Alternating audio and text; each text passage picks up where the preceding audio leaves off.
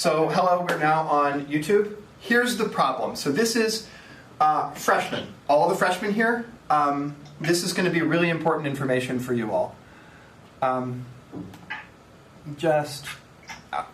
right, we still have some people trickling in. So I need Blackboard for this. So there is an issue with Blackboard. Like most problems we have with online classes, it comes back to a Blackboard bug. So when I send you an email from Blackboard, I have a button that just sends an email from Blackboard.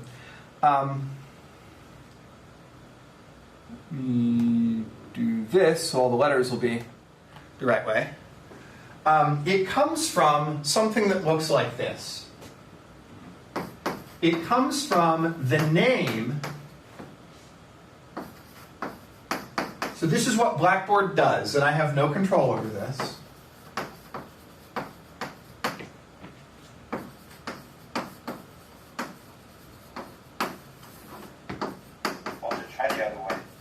Or are we backwards? Oh, yeah, I didn't. There we go. I didn't push the button I needed to push. Yeah. So here's the problem. This is the name it comes from, but the email it comes from is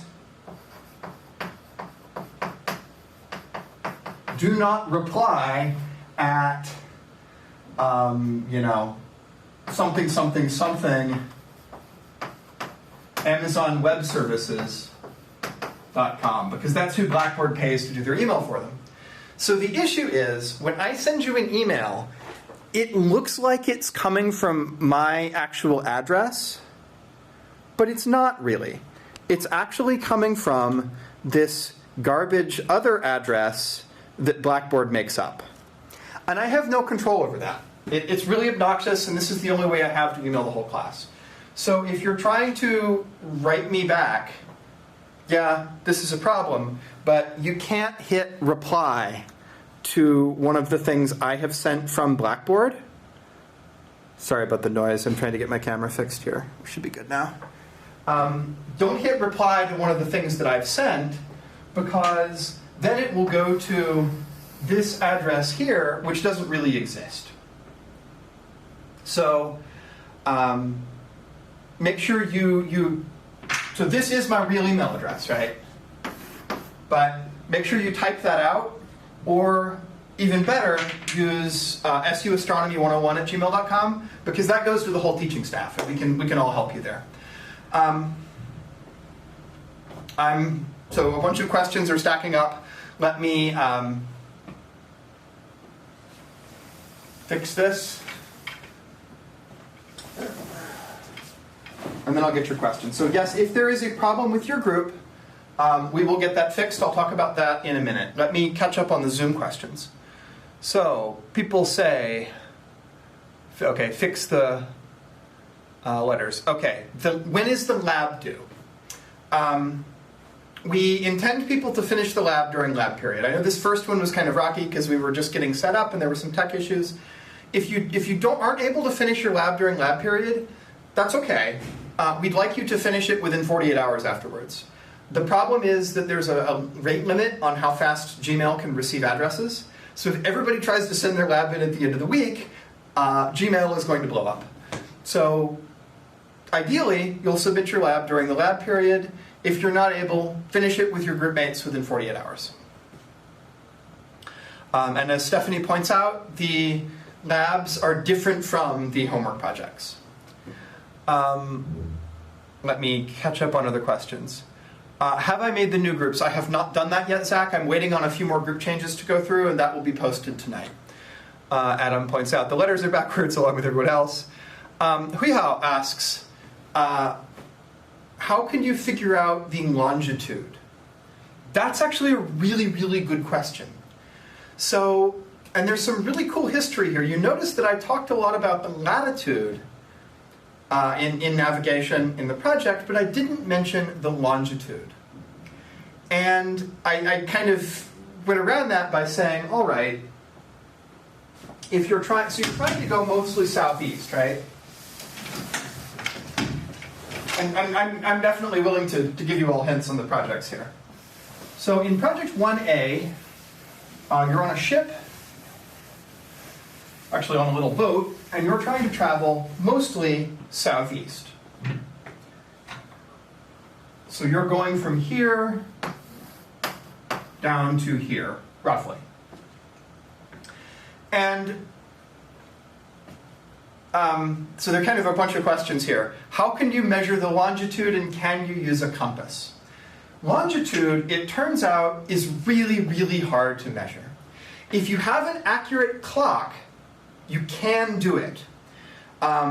So the history of people being able to measure longitude is actually kind of interesting. You know that the stars in the sky, the stars in the celestial sphere, rotate once per 24 hours, right? But I want you to imagine that you are on a very fast airplane, and as the Earth rotates west to east, you are flying east to west in your airplane exactly as fast as the Earth rotates. So I'll catch up with the questions in a moment, but I want to ask you all a question now. So imagine that it is midnight. You get on a very fast airplane, and you fly east to west, opposite the direction the Earth is rotating, exactly as fast as the Earth rotates. So in that case, if you're on this airplane, how would you see the stars move?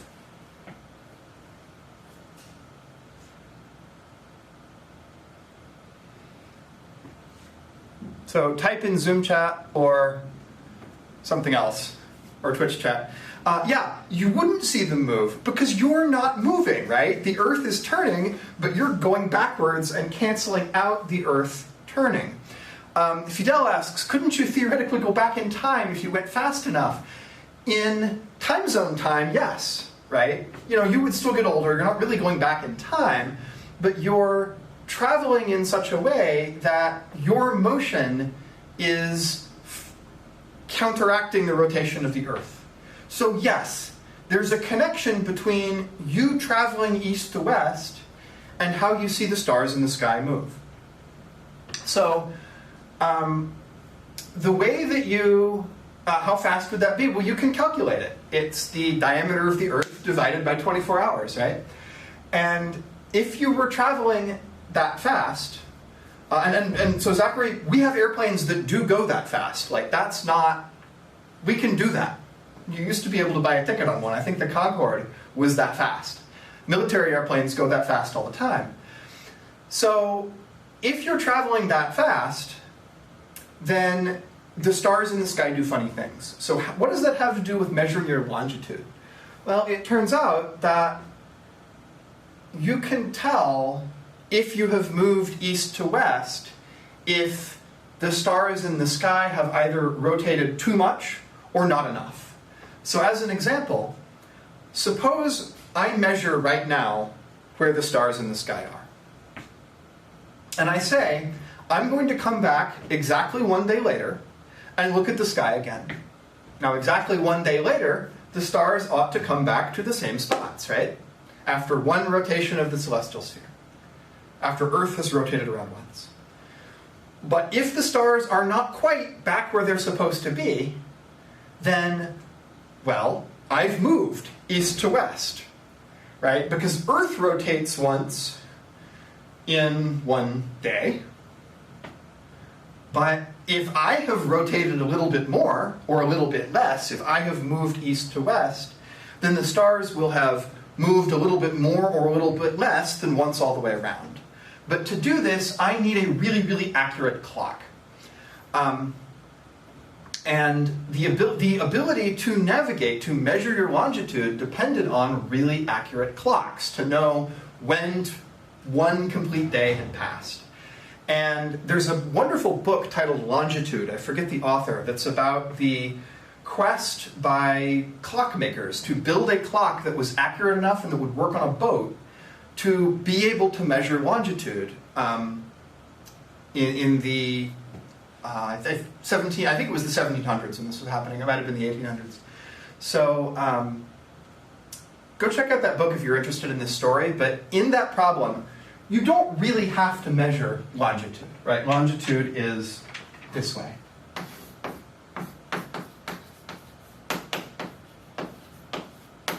And that's hard to measure. You can use your clock, and you can, if you want to describe that, you can be clever.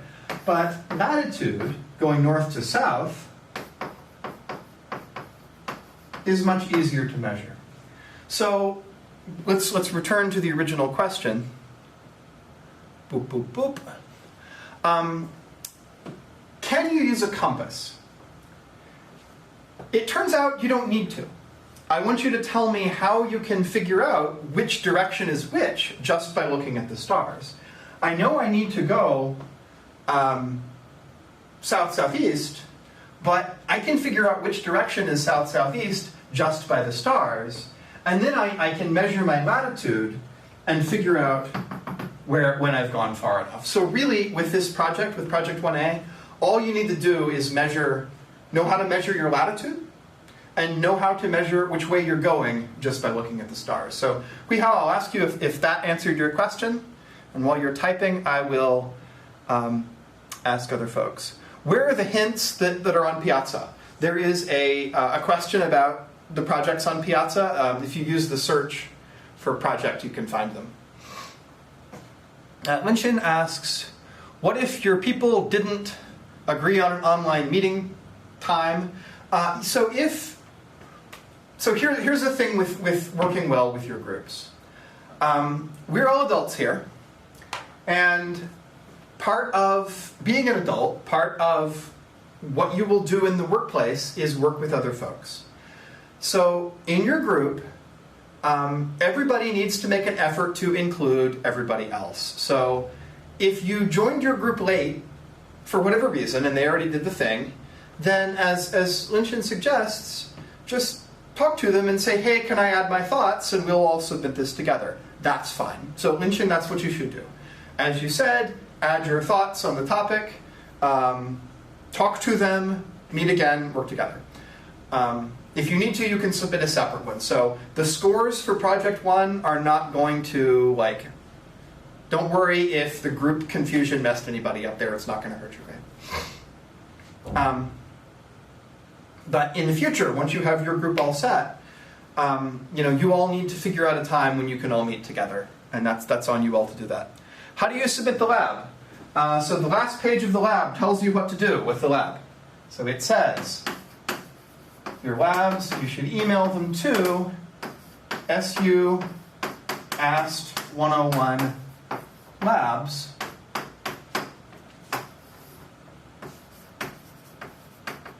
at Gmail. And that address is on the bottom of your labs. Are you having in-person labs tomorrow? Yes.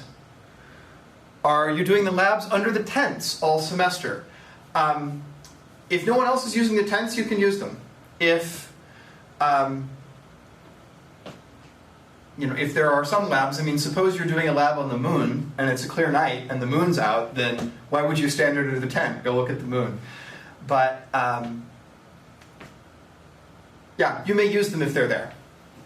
Steven says, my group finished the project days ago, but you don't know your grading group. I will send those out tonight. The problem is that people are still changing groups, so Steven, just stand by. I'll send those out tonight. Will you have homework projects each week? Each week or each week and a half? Shanice asked, has there been stuff due yet? No. First project is due Friday. If you did your project with your original group, why don't you send it to both, right? You'll get a new one tonight, and you can send it to both groups. Zoe, Zoe, you're ahead of the game. Send it to both groups, and maybe they'll both give you feedback. Alexi says, you were switched out of your lab group, but you liked those people. That may have happened if we had new people who needed groups. So if your group changed, but you were really happy with your old group, send email to suastronomy101@gmail.com. Tell me who your old group was, and tell me that you worked well together, and we'll put you back in that group. Sammy says, how do you know what stars are above that latitude? Are we only looking at Polaris? It turns out you can get everything you need from Polaris in the first project. Yes. The other stars keep moving around, but Polaris is in a nice, predictable place in the night sky. So Polaris is the key to this navigation. Zachary asks, if your peers are grading your assignments, how do you know it'll be accurate? Because we'll be looking at them too. Josh, I'll send out instructions for that on Friday, because you'll get your thing to evaluate by Friday, and I will send instructions out for the evaluation at that point. Will you get confirmation of receipt from the Gmail? No, because if I tried to send out that many emails per day, then Gmail would not let me do that.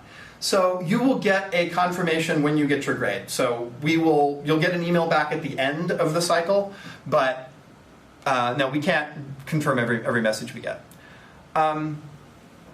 Wehouse says the way the clock works depends on the location of the sun. So that's why wristwatches were so handy, right? Because the sun and the stars and all of those things change when your longitude changes. But if your longitude changes, right, the sky is going to be different compared to the real 24-hour clock. So that's why in order to measure longitude, we needed an independent clock that didn't depend on the stuff in the sky. For the peer review people, like Zach's question, those instructions are coming later. You asks about the textbook. The textbook is the OpenStax book. There's a link on the website. The first lab is due when you do your lab, or 48 hours after the lab period at most. Jue asks, does the class use undergrads or grads for TAs? Both. So some of you may be TAs for next year. We only need one submission per group. Let me get caught up with questions from other folks on Twitch. I am in the basement of the physics building. Yes, we have a recording studio thing. Yes, you could come see me right now. And if one or two people want to come by each day, we can. This room has enough room for one or two students to be here, socially distant and so on.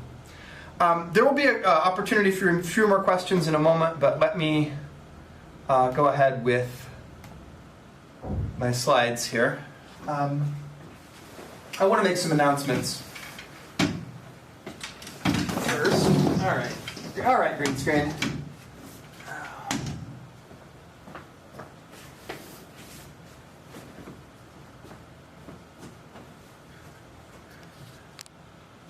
There we go. Okay. Where were we? So our main topic for today is the seasons.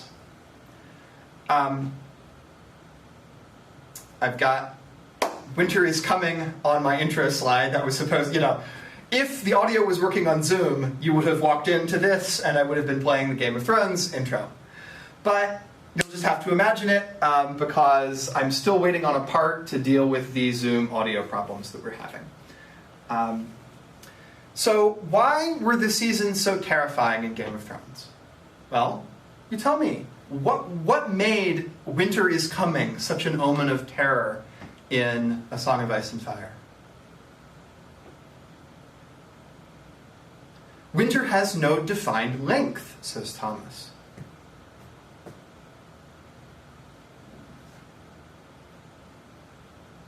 Winter lasts for years. It's dark. The insecurity of never knowing when you can grow food again. Yeah. So that idea of the seasons being unpredictable is terrifying. So what we're going to do today is talk about why the seasons, at least on our Earth, are predictable. Why it is that even though you can't grow food in the winter, as people have said, that we knew that spring would come again, always, and we knew when that would be. Groundhog Day, that famous holiday where they get out a rodent and hold the rodent up for the cameras.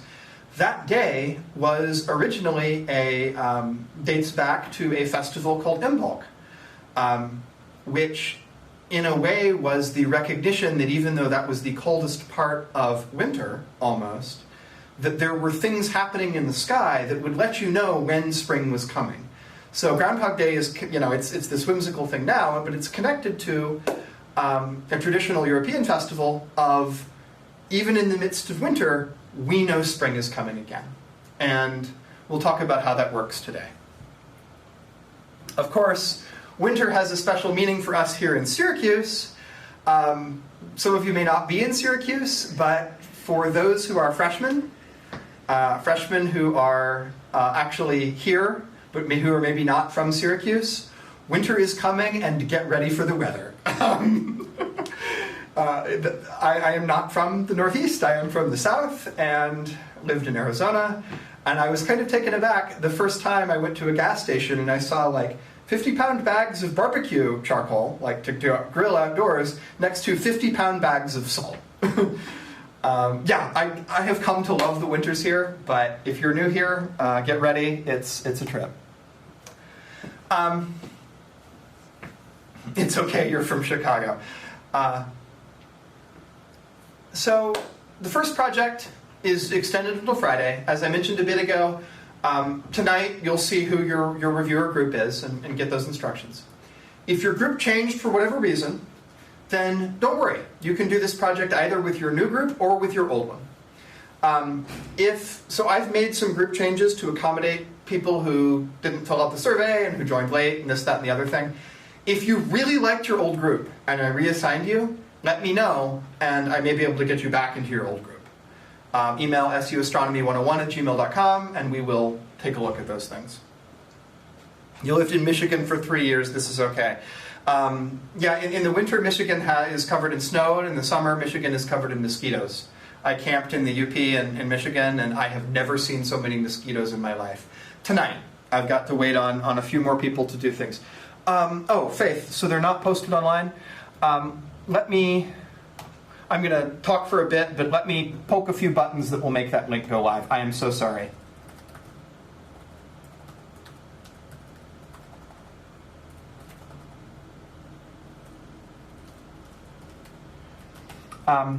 So I try to post all of the slides before class, but I was doing some other stuff this morning to get ready for some other things, and I forgot to update the website. So let me do that now. So thank you for commenting about that, Faith. I know that some people have accommodations through ODS that are access to the slides ahead of time.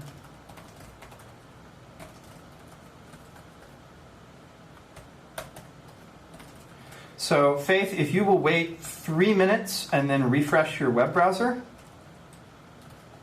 then you should see the link on the front of the website update. Sorry about that.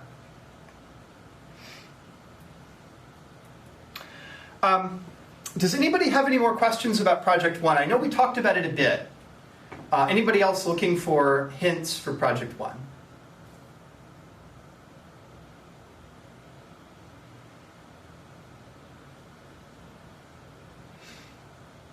For 1B, how can you use the moon to know the month? It turns out the moon is not terribly helpful because the moon, it goes around the Earth every month. So the phase of the moon will tell you where you are in the month, or at least it would if in our calendar the moon was linked exactly to the month. So for instance, in the Jewish or Chinese or Islamic calendars, where the moon cycles are exactly 1 month, the month starts with the new moon and ends with the next new moon. So you can look up and see a full moon, and you can say, oh, I don't know what month it is, but it's halfway through. But the moon actually isn't useful here. Diana points out that which is kind of ironic, Diana, because you're named after the Roman moon goddess, but you have pointed out that, the stars, rather than the moon, are the thing to use to know what time of year it is. Yes, if you can just say what season, if you can say, yep, I know it's spring, then that's fine. You're on the moon. They must have really good Wi-Fi on the moon, I'm impressed. Katie says, how does the syllabus correlate with what chapter or section you should be reading in the textbook? If you click on calendar on the course website, the readings are all there. How do you know what direction you're facing? So Natalia, that's a wonderful question. just from looking at the night sky, how do you know which way is north? Like if I'm just out in the middle of nowhere, I could use a compass if I have one, but I could find Polaris, as Diana and Wura and Zachary have said. So if you can find Polaris, that tells you which way is north. And then you can find any other direction you want from that. So in our scenario, you know that you've got to go south, southeast, and you know the exact angle, so you can do that by Polaris. Katie, there are the textbook sections, I believe, are listed. I will check on that in a minute. In the southern hemisphere, you have to get clever, as people have said, because you can't see Polaris. So you'll need to think, what could substitute for Polaris in the southern hemisphere? So you could use a sextant to measure the angle between two stars, or a star in the horizon, or a star and the prow of your boat. The only reason I mention the sextant is it is just, you can measure any angles you need to. You don't have to eyeball things, you can measure your angles precisely. How do you identify which one of the stars is Polaris? Remember that video that I showed you of the stars seen from the quad? The one that I shot on the night of the freshman quad party? How could you identify from that video which star was Polaris?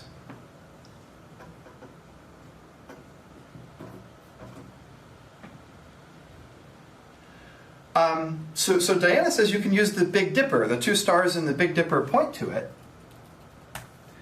Let me fire up Stellarium here.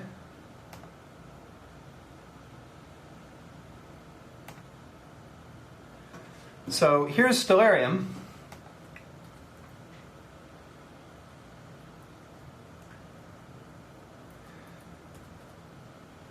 We'll make the time move a little bit faster. Yeah, Polaris is the place they're all revolving around. So if you remember the trick with the Big Dipper, you can find the Big Dipper and two of its stars will point you to Polaris. But even if you don't remember that, then you can just say, oh, here's the point they're all revolving around, right? Well, if they're all going around this one, well, gee, that one's got to be Polaris.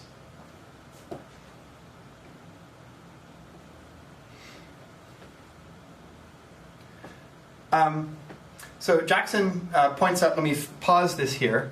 Oh, come here. Whoop, there we are. So several people have pointed out that you can use the Big Dipper here. So these bright stars are the Big Dipper, right? These here, and these two right at the end of the Dipper part of the Big Dipper, these two point you directly to Polaris.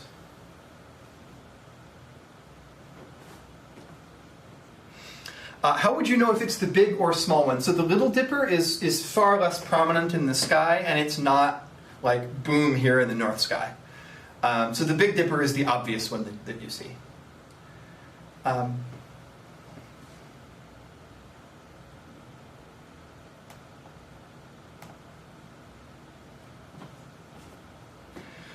I talk about traveling to Australia? Alan asks in Twitch chat.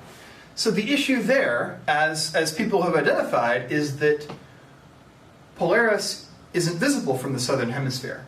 So you'll need to come up with some other way to learn your latitude and to figure out which direction you're going in the southern hemisphere. And I'll let you ponder that. Keep in mind what we just did. You might spin up Stellarium and put yourself in the southern hemisphere and see what the night sky does. Tyranix asks in Twitch chat, how can you do this in the daytime? Well, that's really hard, right? You can't see the stars during the daytime. So in the daytime, you just hope you're going the right way. This is all about, you can, at night, figure out what you're doing, and then during the day, just use what you remember.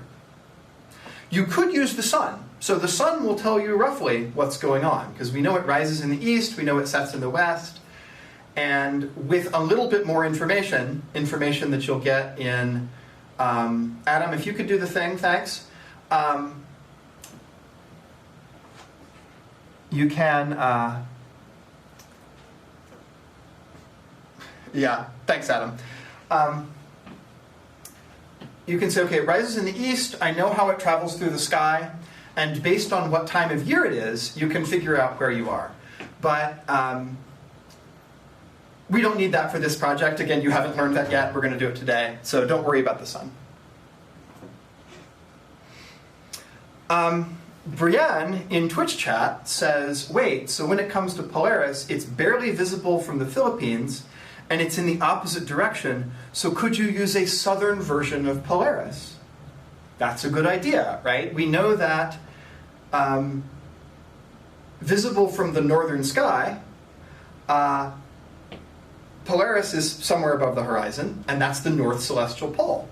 But in the southern hemisphere, looking south, there is a South Celestial Pole that's visible above the horizon. Maybe you could use that. Yes. And Alan says in Twitch chat, you could use the South Celestial Pole. Yeah, that's exactly what you do. So Blake says Polaris Australis. Yeah, so if there were a southern pole star, that's probably what we would call it.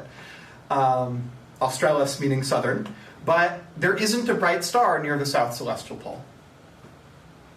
The Southern Cross is not at the South Celestial Pole.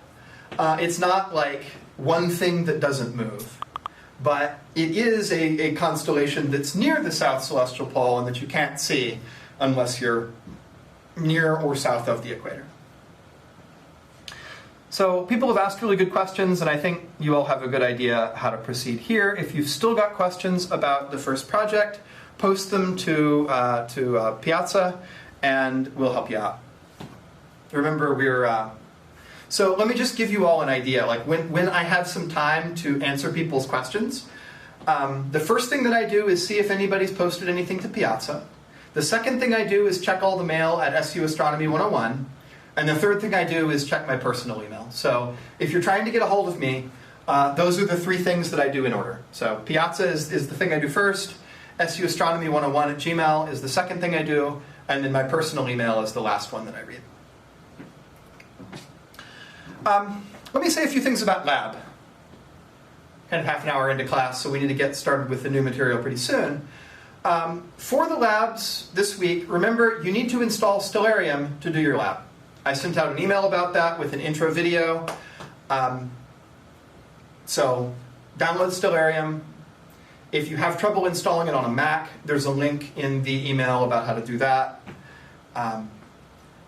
If you're going to be doing your lab online, there is an intro for Blackboard Collaborate that was also sent out by email. This is just me on YouTube for about 5 minutes talking about how to use it. We already talked about this. If you don't finish your lab in time, that's okay. Finish it afterwards, send it in.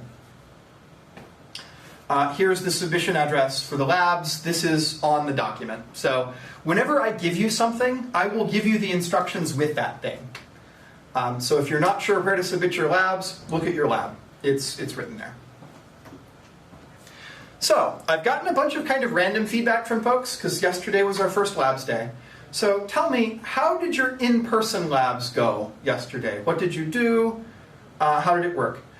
Zoe says, is the web version of Stellarium okay? So you can use the web version, but the trouble with a web version is it doesn't have that ability to speed up or slow down time. So if you use the web version, and you can, then you'll have to like click on the little time thing all the time. But if you're willing to click on the little time thing, okay, then yes, you can use the web version. Leah says you don't like outside, it was freezing. Leah, it gets a lot colder here. Sorry to break it to you. It wasn't freezing yesterday. Freezing is below 0 Celsius, and it gets down to like -20. So yeah, I know. Are you staying outside? So all of the labs will either be outside or online. You know, this is, as Syracuse goes, this is beautiful weather. We should enjoy it. So yeah, we will be going online once once the weather gets really bad. Hard to see your laptop because it's in the sun. Yeah, did you use the tents, Bailey? And even in the tent it was hard to see? Okay. Unfortunately, we don't have anywhere darker than that. Yeah, that may be a bit of an issue. Like, I guess we could try to like find a darker spot. But yeah, unfortunately, there's not much we can do about that one. If you have somebody in your group with a particularly bright laptop, I guess you could use that. But yeah, I can't do anything to make the sun darker. We see little of it enough in Syracuse as it is.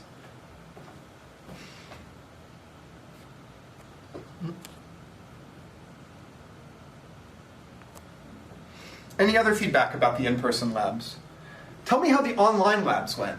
How was Blackboard Collaborate for folks?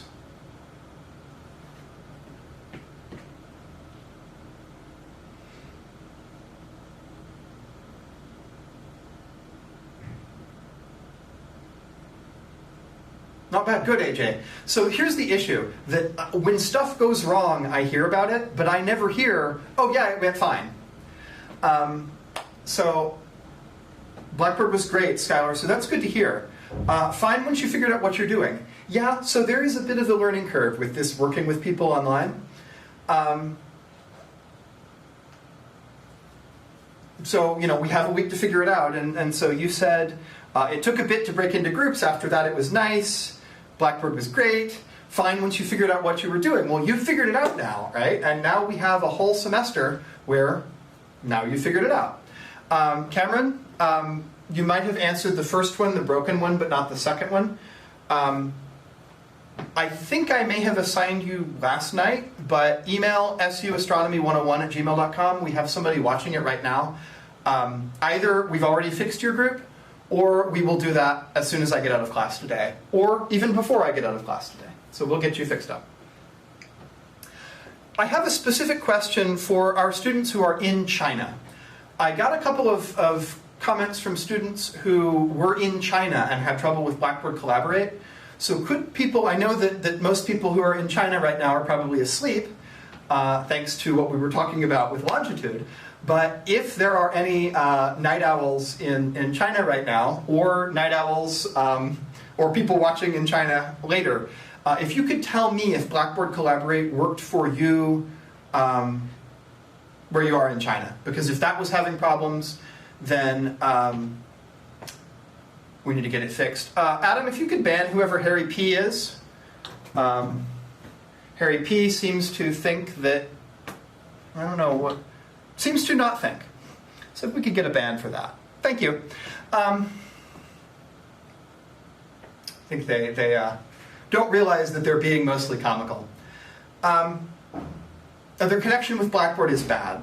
So if, is Zoom better in China? Because I've heard feedback, sometimes they can't even get into Blackboard. Okay, so Zoom is better in China? Here's the problem with Zoom. We may switch to Zoom for online labs. The problem is that breakout rooms in Zoom, the implementation is kind of dodgy. We're going to try to make that work, and I hope, because Zoom is better in so many ways than Blackboard. So Chenjing, when you say, are you saying Zoom is not good from 9 to 12, or are you saying Blackboard is not good? Because if we can get Zoom to work for what we need to do, we will switch to Zoom for labs. Now Zoom and your VPN. Yeah, I don't, you know, I'm not sure if that problem is the VPN or if it's something else, but yeah, we'll try to get you some options. Once the lab starts, you can work with your people however you like. So that's one clear thing. You may work with your partners in any way that's convenient for you. It might be harder for you to like get a coach to come help you, because then you need to pop into Blackboard Collaborate and send them a Zoom link or something. But if you have a solution to a tech problem, use your solution, right? We all have to be creative here. So use that creativity. So let's go back to what we were talking about last time, review that a bit. Okay, so Brett is saying, at the end of the online lab, the person who ran it said if you didn't finish the lab, it was due before the next lab. If you didn't finish the lab, finish it within 2 days and send it to us.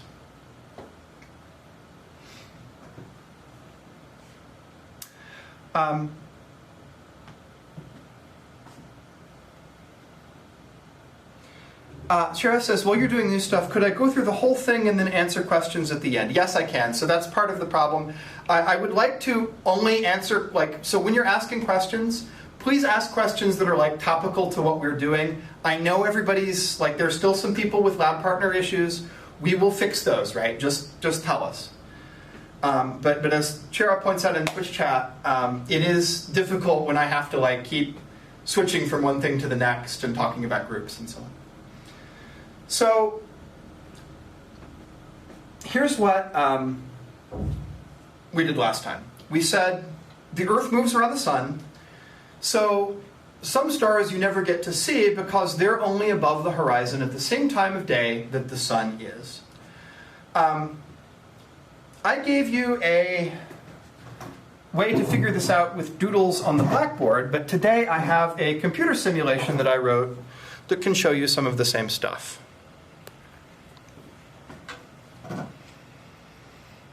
That doesn't work. Now we need to go back here. There we go. So, let me switch to this.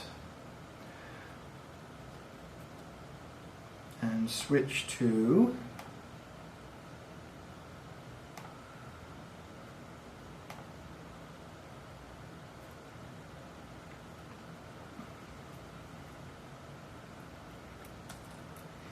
give me one moment. So here's a depiction of, let's make sure you can see. Yep, you can see. So what you're seeing now is an animation showing the Earth going around the sun. The green arrow points out of the North Pole, and the observer is this arrow spinning around it. Let's slow the observer down.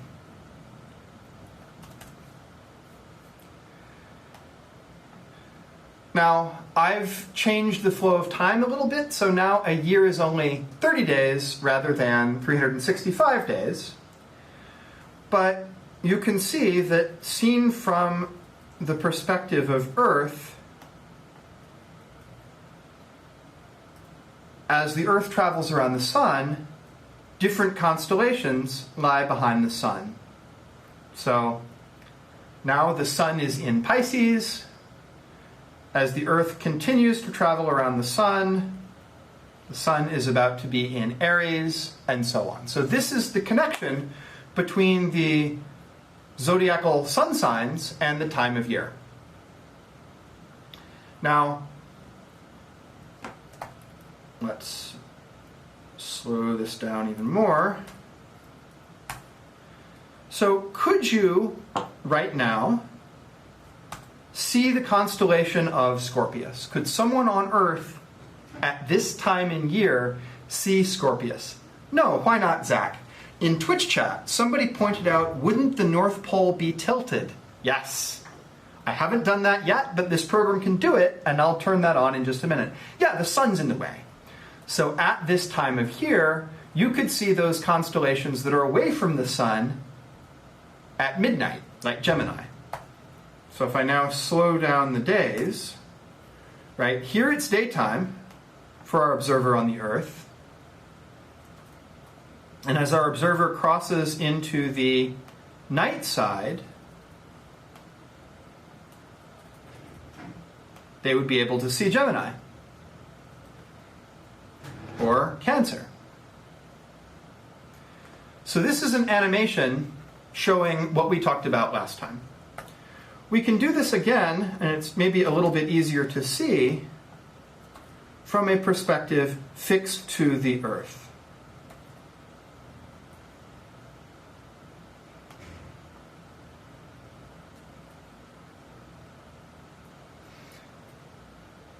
So here I've stuck the camera onto the Earth, and now let's make time go faster.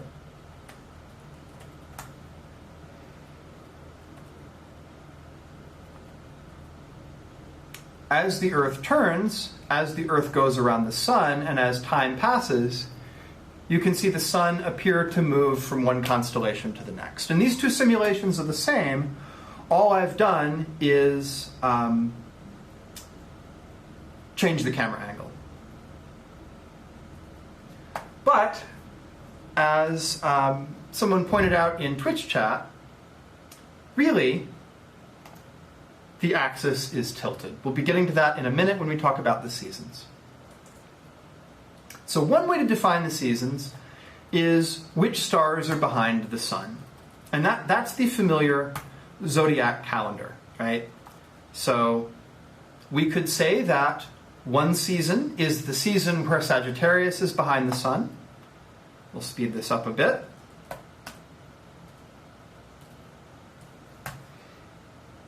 Oops.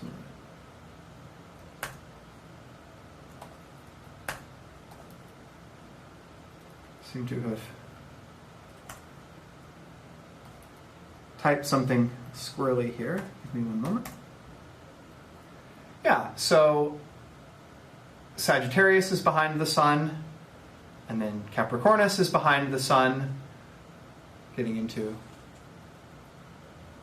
later in the winter, and then Aquarius, and then Pisces, and so on and so on.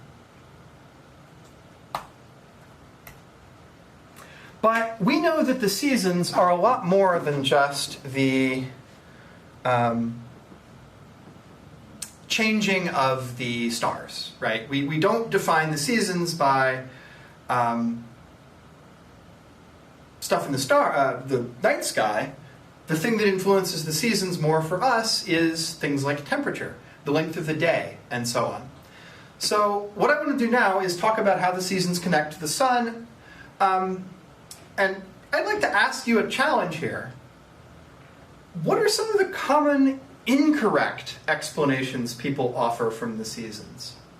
And what can you observe about our world that tells you those explanations are not right?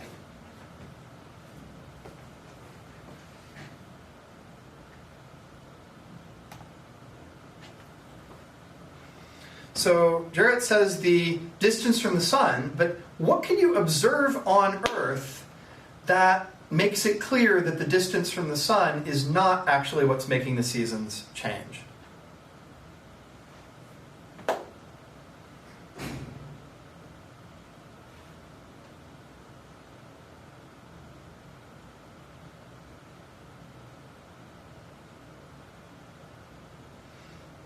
Arrangement of the stars, what do you mean by that? Yeah, so when the Earth is closest, it's actually during the Northern Hemisphere winter.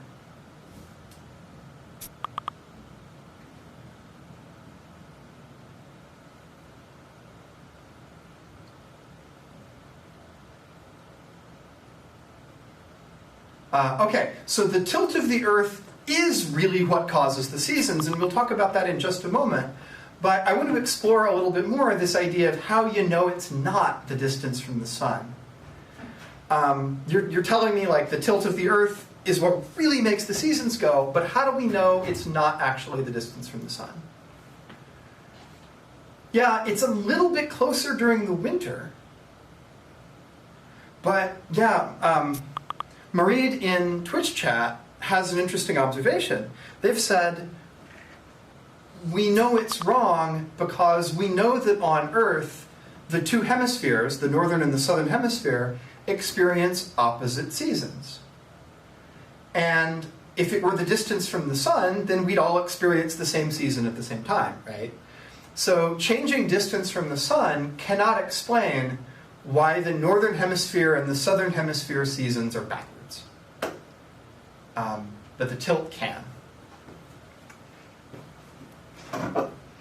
So let's talk about that. So the core sort of observational fact is that the tilt of Earth's rotation is not straight up and down. Yeah, Natalia says that the tilt affects the amount of sunlight that different parts on the Earth receive. So Liv, I'll come back to that comment in just a moment. So here is the Earth at 4 different places in its orbit. So it goes around like this. So what season is it here? What month does this globe right here depict?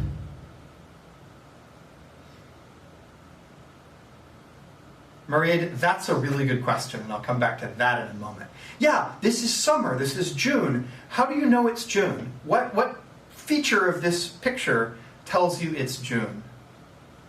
It's summer in the northern hemisphere. Because notice that the northern hemisphere, which is, you can see North Asia and Europe here, here's Africa.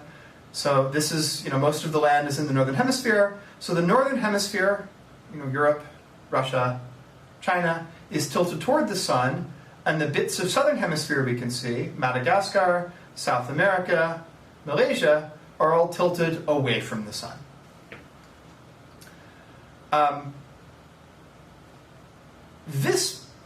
What season is this picture?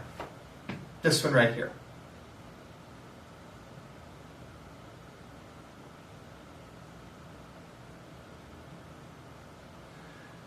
Is this winter or is this something different? Fall, yeah. You can see that remember we go counterclockwise. So that's the thing that happens after summer. But also notice that the line that separates daytime from nighttime goes directly over the North Pole. So this is the fall equinox. Here we come to winter. Notice that most of the northern hemisphere here, here's America, is in darkness. That some of the region near the North Pole is going to be in darkness all the time, and the southern hemisphere, which is what you can see here barely, is what's getting light. So this is a depiction of why this happens. And the axis of rotation only changes very slowly over thousands and thousands of years. So notice that in this picture, all 4 of the Earths, wrong way, are tilted this way. My green screen is flipped. So the rotation stays constant throughout a trip around the sun.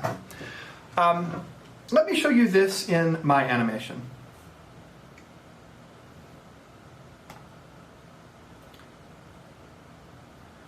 So, whoops. That's a bunch of computer code as I was getting it fixed earlier.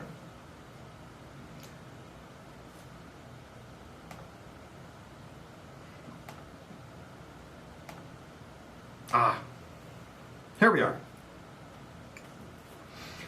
So, you all observed that really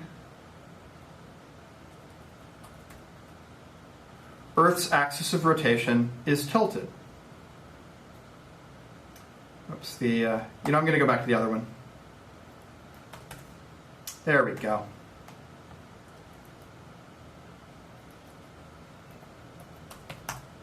That's better. So Earth's axis of rotation is really tilted. Notice that the green arrow, the North Pole, here is tilted away from the sun. The North Pole is tilted away from the sun, and our observer is now going along a tilted path. Now, where is this, why is that? So Zach, that's actually a really interesting question. Why is the Earth tilted? How did it come to be tilted like that? I'll come back to that question in a moment.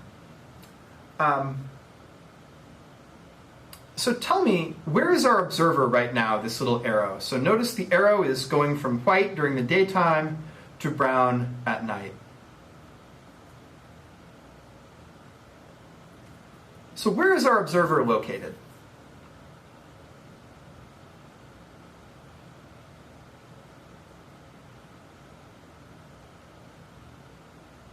look at the sunny side here, on the equator. But it's more interesting for us to explore what happens in Syracuse. So now I've relocated our observer in Syracuse. So what season is Syracuse experiencing right now?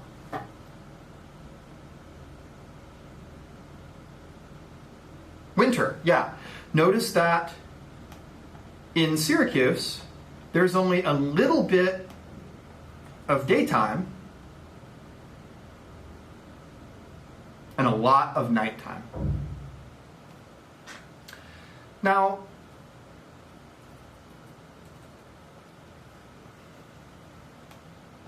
this matches with the sun being in Capricorn, which you kind of know, right? So this fits.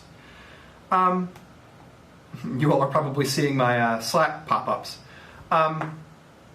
Very early in the winter. So Mahika asks, what time does the sun set in Syracuse? So after the time change, the sun sets as early as 4:15 or even 4 o'clock. And for people who are not accustomed to Syracuse winters, so the winters here are very gray, and the sun sets very early. And especially if you're a night owl like I am, you can find yourself like it's dark when you leave work.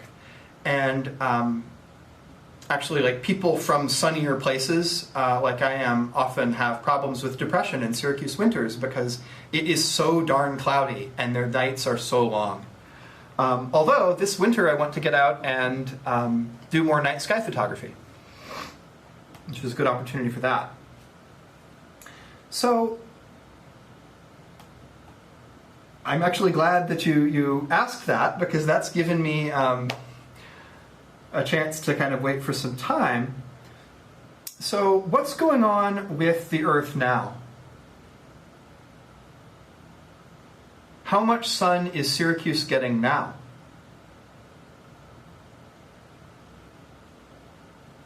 All of it, yeah. Yeah, so now, let's look at this from above the North Pole, right? Now we're getting much longer days and shorter nights. So daytime is long, nighttime is shorter. Daytime is long, nighttime is shorter. And as the Earth continues traveling around the sun, this gets more and more and more pronounced.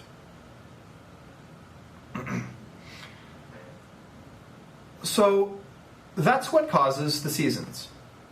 Now what I'd like to do here is I'd like to explore how the seasons change at different parts of Earth. Actually, now we'll do the stellarium demo first. This is some. Well, no, I'm not gonna. I'm gonna skip the stellarium demo because you're doing some of it with your labs this week. So, what I would show you in stellarium is something you'll see this week. But people who've already done this is kind of a thing anticipating your labs. How does the location of the sun at noon depend on the time of year? So where can you find the sun at noon in Syracuse in the winter? Where can you find the sun at noon in Syracuse in the summer? It's lower in the winter, yeah. Winter, it's lowest, higher, it's highest in the summer. So I would like now to talk a bit about how you can figure out how all this works at different places on Earth from diagrams. So what I'm going to do is I'm going to show you a picture.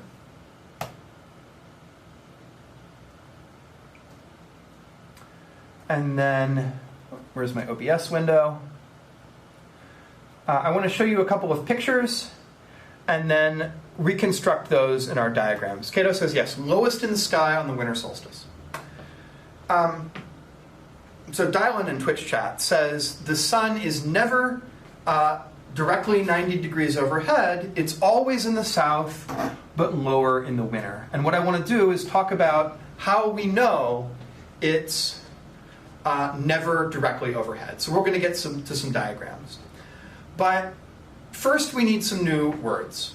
So you've probably heard the terms solstice and equinox. So the solstice is when the Earth is tilted maximally toward the sun or away from the sun. So as Cato pointed out, the December solstice here, the 21st of December, or sometimes the 22nd, is when the sun is lowest in the sky for us. And the June solstice, June 21st or 22nd, is when the sun is highest in the sky. The 2 points that are halfway in between, in September and in March, are the equinoxes.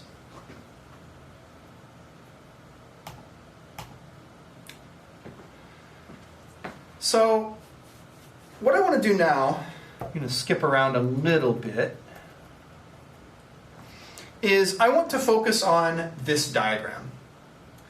So here, rather than like a photo, we have a physics-style diagram that shows just the things we need to figure stuff out. This is not to scale, so this is kind of a skill that you develop in science, and something that you all will develop in this class, is when you're drawing diagrams in physics or in any of the other sciences, you're not trying to make an accurate artistic depiction. You're trying to make a cartoon that shows only the things you need to figure out. So here we've got the Earth drawn on the June solstice, and all I care about is the direction sunlight is coming from. So you can imagine, so let's look at each of these lines, the horizontal lines or tilted lines, one at a time. So imagine a person traveling around the Arctic Circle in June. How many hours of sunlight is this person going to get on the June solstice?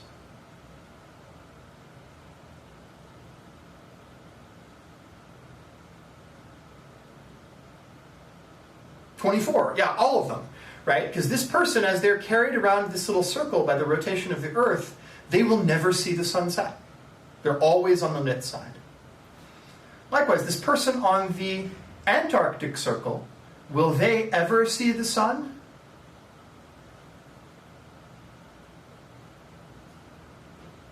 No, they won't. So these diagrams you can use to figure these things out. Now I can stand at the board, I can, and I've got the bullet points here with those things, but I can wave my hands at this diagram, but the more important skill, remember, is figuring this out for yourself. So I'm going to make the green screen go away. Oh, come here. Come here. And we're going to learn to draw those diagrams ourselves. Now I'm going to correct some camera angle stuff.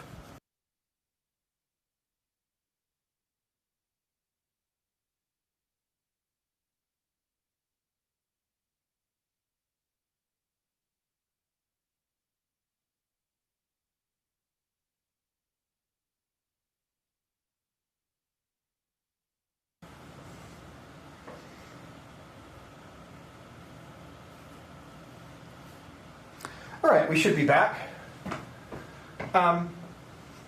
We now erase this, and we're going to draw that diagram from scratch.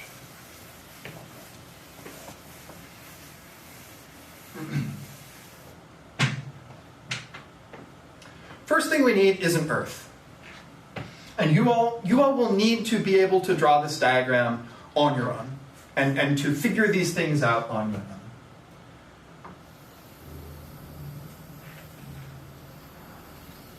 So here is my Earth. To zoom out just a little bit. Boop. There we go. Now we know that Earth's axis of rotation is tilted. That's the whole point.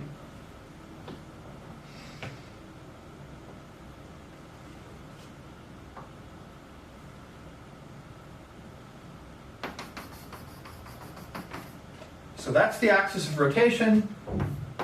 Here's the North Pole. Here's the South Pole.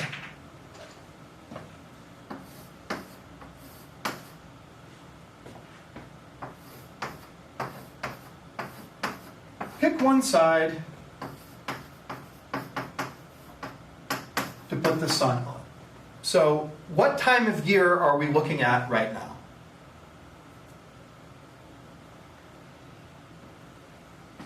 Summer. Summer for who, Natalia? Who's getting summer right now? Yes, the United States, the Northern Hemisphere, but the Australians and the New Zealanders and the South Africans and the Argentinians are now experiencing winter. So we are now in June. So I would like to mark the side of the Earth that is having daylight. So the side of the Earth facing toward the sun gets daylight.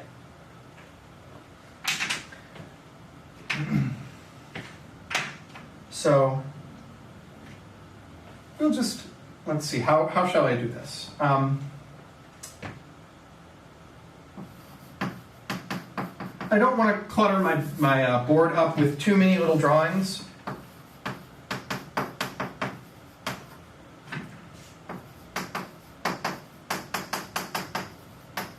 So we'll just separate the Earth into two like that. So let's start by drawing in the interesting latitudes. So tell me about the equator. Where do I draw the equator?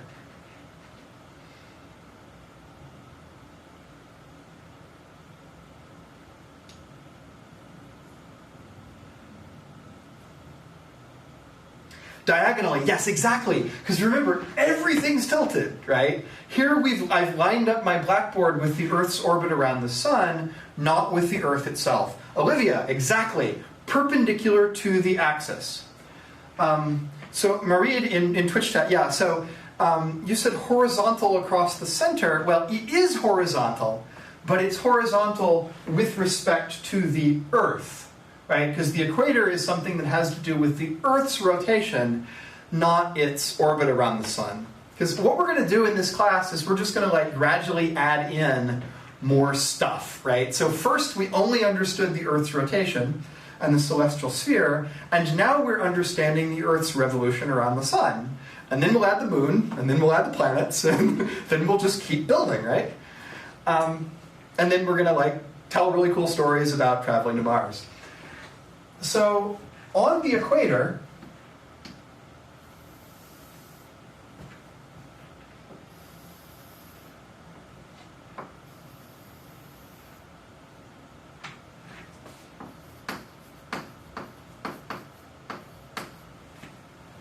and I just realized that looks really weird because I still have green screen mode turned on, so let me change that. Boop.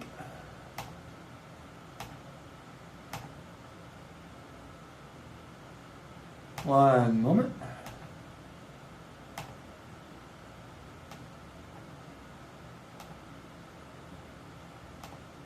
All right. Now we're good. So on the equator, do they see more daytime or more nighttime? I realize that isn't quite drawn correctly. Ought to be a little bit lower.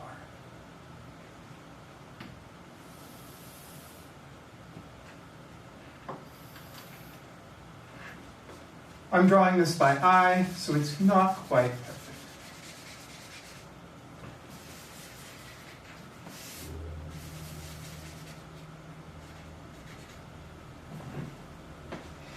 Yeah, so Mahika says they see more daytime.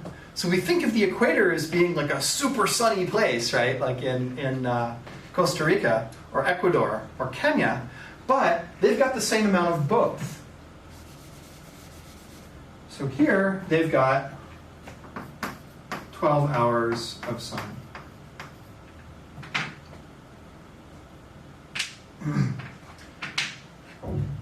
Now, there's another interesting spot, which is worth drawing. Oh, you're from Costa Rica? Yeah, so you're slightly above the equator. let's draw in now the Arctic and Antarctic circles.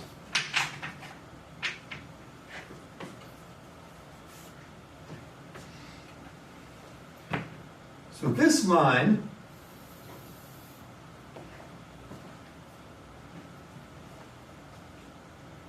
my eyeballs are kind of crooked, but that's okay.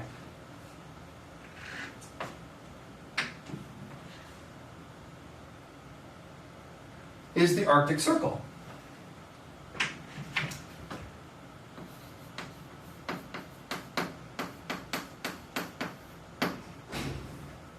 And there, an observer on the Arctic Circle would always see the sun.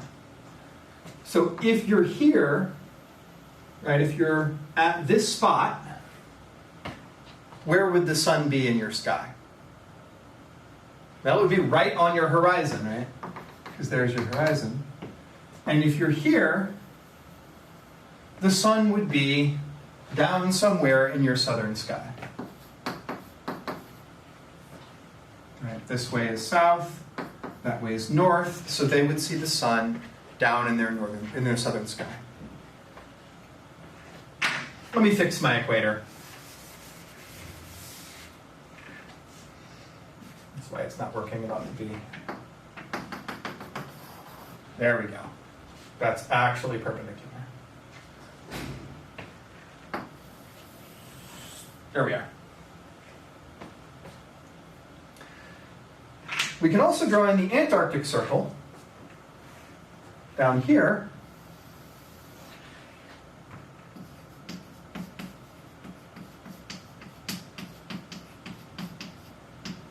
And if I imagine an observer on the Antarctic Circle, the sun is just barely on their horizon at this point,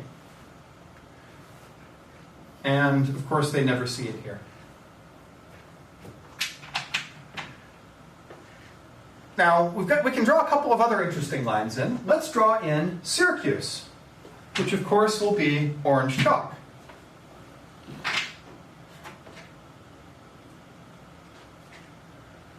So, let's see, Syracuse is about halfway up. We'll put it here.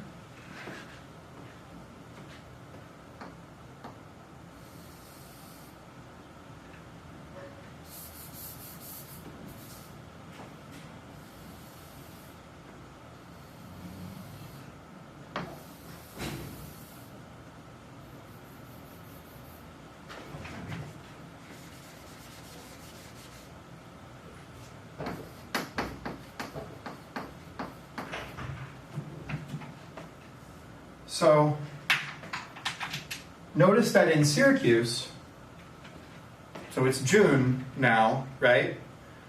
The night is short, and the day is very long. And you can ask about where the sun is in the sky, again, by drawing our little stick figures. So our little person here, their sun is still, even in June, still in their southern sky. So this is directly overhead. That way is south to the sun. So you can use these diagrams to figure out where in the sky the sun will appear to be. So here is our person. This line is directly overhead to their zenith, but the sun is south of that. Jack asks in Twitch chat, if the pole always sees the sun, then why is it so cold? The answer is that even though someone here, traveling around the Arctic Circle, can always see the sun, it's hitting the Earth at a very shallow angle. So, you know how like at noontime, if you look at the sun, you're going to be blinded almost instantly, but at like nearer dusk, the sun doesn't seem so bright, because the sun is striking where you are at a shallow angle. Of course, don't look at the sun at dusk either, but the sun seems less bright, less hot at dusk, because it's striking the Earth at a shallow angle. So even in the summer at the Arctic Circle, the sun is never super high in their sky, right? It's never shining right down on this person. So that's why, even though the poles always see the sun in their summer, they never get as hot as, say, Northern Africa. Hi, can I help you? No, sorry. There's somebody, visitor in our room. I want to draw in one more line. You all have heard the term the tropics, right? So I'm going to draw in one more line here. Let's see, we want to mark the spot first so we get it right.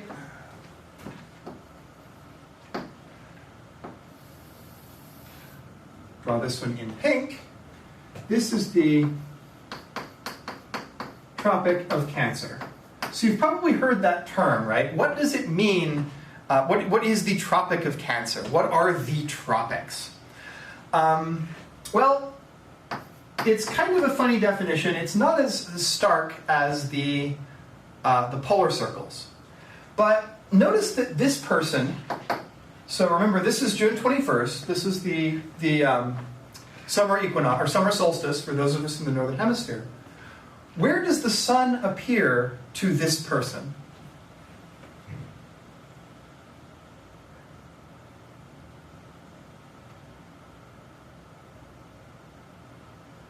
So Shanice says north. Let's label their horizons, right? So this horizon is north. That horizon is south. Directly overhead, yeah. So Shanice, this is tricky, right? This idea of how, like, seeing through the eyes of a little stick figure on a diagram and saying, you know, where is this relative to this person's world, and their world is tilted. This is tricky. One of the reasons that I'm good at it is because I played a lot of video games as a kid where I had to do this, right? Yeah, it's directly overhead. So that is what the tropics are. The tropics are that part of Earth where sometimes the sun is in the northern sky and sometimes the sun is in the southern sky. So if you're right on the edge of the tropics, then one day per year you get the sun directly overhead. That's what the tropics mean. I've got 2 minutes left. So I'm not going to do this, but you could imagine me drawing in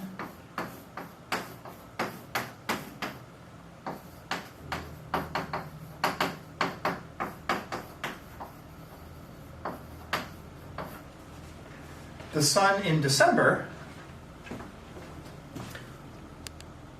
Yoink.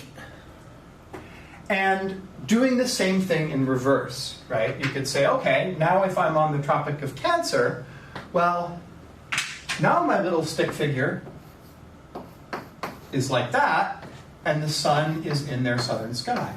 I'm not going to do all of them, but there is, sure enough, another tropic line south of the equator.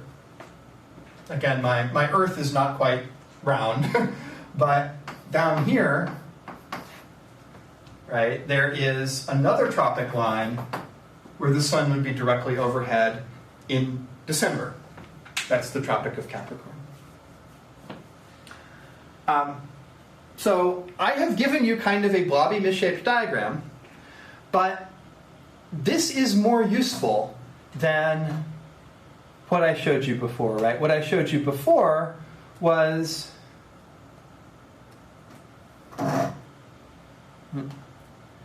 this spiffy little picture.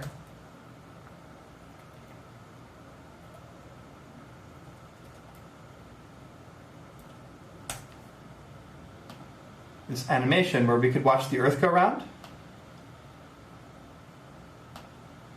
And, you know, I could show you this, and I've actually gotten the computer program to draw in the tropic lines for me.